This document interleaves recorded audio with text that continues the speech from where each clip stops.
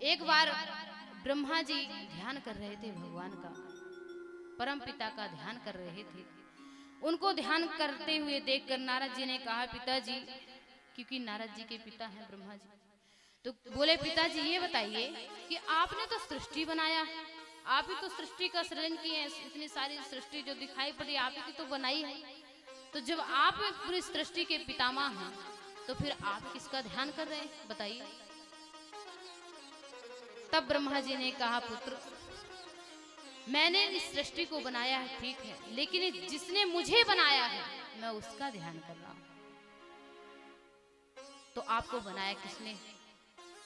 तो बोले, भगवान नारायण ने मुझे बनाया है। उन्हीं के नाभि से कमल की उत्पत्ति हुई और उस कमल से मेरा जो है प्रादुर्भाव हुआ है। उन्हीं ने मुझे प्रकट किया है, उन्हीं ने मुझे को बनाया है, इसलिए मैं उनका ध्यान कर रहा हूँ। और सृष्टि का विस्तार करके ब्रह्मा जी अपने पुत्र नारद जी को बताते हैं, बड़ा सुंदर विस्तार करते हैं।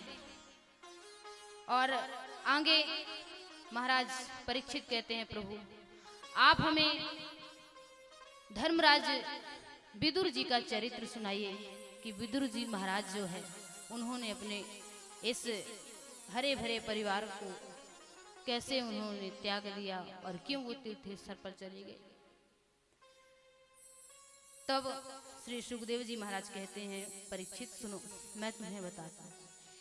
जब महाभारत का युद्ध प्रारंभ होने वाला था, समझौते के लिए शांति दूत बनकर के भगवान श्री कृष्ण आए हुए थे।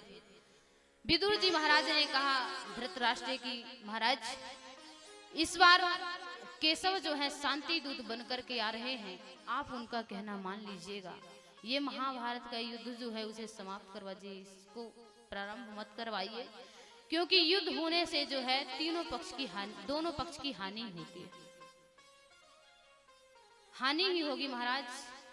कई हजारों लोग मरेंगे तब जाकर के एक पक्ष की विजयी होगी। आप इस विनाश को आप ही रोक सकते हैं, मेरी मानिए। जो आपका पुत्र दुर्योधन है ना, वह साक्षात कलयुग है। देखो उसके आचरण कैसे, वो आपका भी आदर नहीं करता। जो इंसान अपने माँ बाप का आदर ना करे, उनका सत्कार ना करे, तो क्या वह है सच्चा इंसान है? क्या वह मनुष्य है? नहीं। तो आज विदुर जी महाराज कहते हैं कि महाराज मेरी बात मानिए, आपका जो बड़ा पुत्र है दुर्योधन, वह कलयुग के समान है। उसमें तो मुझे कलयुग के लक्षण दिखाई पड़ रहे हैं, आप उसके बहकावे में मत आइए, मेरी बात मानिए। आप भगवान श्री कृष्ण जो कहेंगे उनकी बात को मान करके और इस युद्ध को जो है बंद करवा दीजिए, यह युद्ध ना होने पाए। ऐसा जब विदुर जी महाराज धृतराष्ट्र कह रहे थे, उसी समय दुर्योधन आया।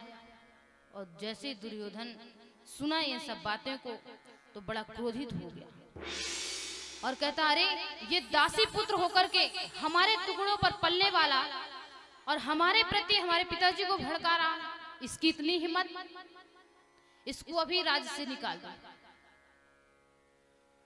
जब दुर्योधन ऐसा कह रहा था, उस समय धृतराष्ट्र बड़े शांत थे, नीचे सिर करके कुछ नहीं बोले। विदुर जी महाराज समझ गए कि आज जब पुत्र बोल रहा है और पिता कुछ नहीं कह रहे हैं, तो मैं समझ गया कि इसका कारण क्या है। और तुरंत विदुर जी महाराज वहीं बड़े दुखी हुए और अपना धनुष बाण लिए हुए थे जो वह द्वार पर रख करके और कौरवों को छोड़कर चले गए।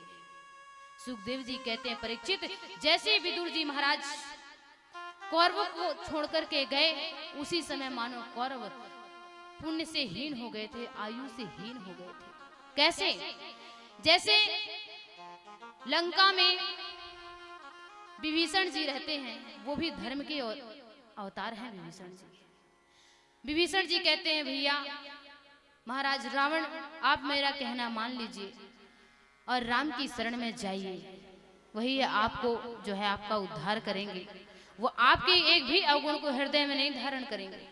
राम भजे हित होए तुम्हारा, हे तात आपका राम का भजन करिए, उनकी शरण में जाइए, इसी में आपका परम हित है। लेकिन बदले में क्या करता है रावण? अपने लात का प्रहार करके और विदुर जी विभीषण जी का बड़ा जो है अपमान करता है। विभीषण जी तुरंत उसी समय वहां से चल दिए और गोस्वामी तुलसीदास जी महाराज कहते हैं जैसे विभीषण जी वहां से चले लंका से तो मानो जितनी भी राक्षसी सेना थी वे आयुहीन हो गई थी। क्या कहते हैं? अस कहि चला विभीषण जब ही, अस कहि चला विभीषण जब ही, आयुहीन भये सब तब ही, आयुहीन भये सब तब ही। अस कहि चला